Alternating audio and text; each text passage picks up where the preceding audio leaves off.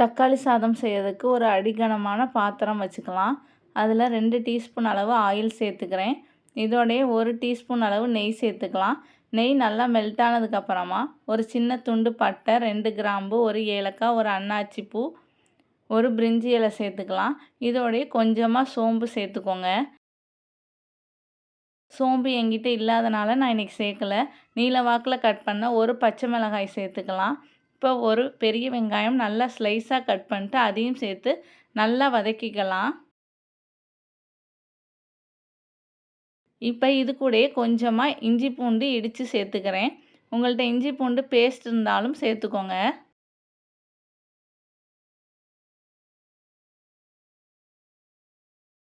இப்போ இது கூடயே கொஞ்சமாக புதினா கொத்தமல்லி இலைகள் சேர்த்துக்கலாம்.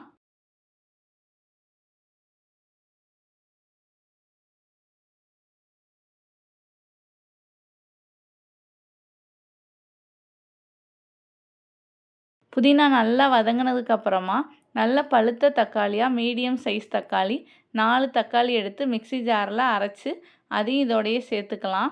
தக்காளி பச்சை வாசனை போகிற அளவு நல்லா வதங்கணும்.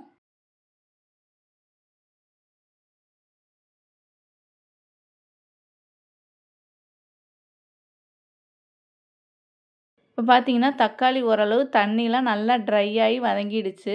இப்போ காரத்துக்காண்டி நான் 1 டீஸ்பூன் அளவு பிரியாணி மசாலா சேர்த்துக்கிறேன். உங்களுக்கு காரம் எந்த அளவு தேவையோ அதுக்கேற்ற மாதிரி மசாலா தூள் ஆட் பண்ணிக்கோங்க. கொஞ்சமாக உப்பு சேர்த்துக்கலாம்.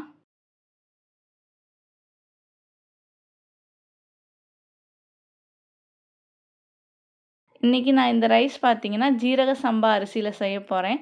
1 கப் அரிசிக்கு 2 கப் அளவு தண்ணி கரெக்டாக இருக்கும். நான் அரிசியை நல்லா வாஷ் பண்ணிட்டு ஒரு 10 நிமிஷத்துக்கு முன்னாடியே ஊற வச்சு எடுத்து வச்சுருக்கேன். இப்போ அந்த தண்ணியை மட்டும் இதில் சேர்த்துக்கலாம். 2 கப் அளவு தண்ணி. இப்போ தண்ணி நல்லா கொதித்து வர வரைக்கும் வெயிட் பண்ணலாம்.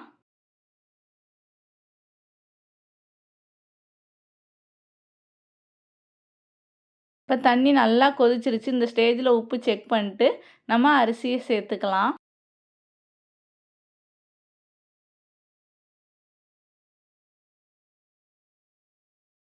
அரிசி சேர்த்துட்டு நல்லா மிக்ஸ் பண்ணி விட்டுக்கலாம்.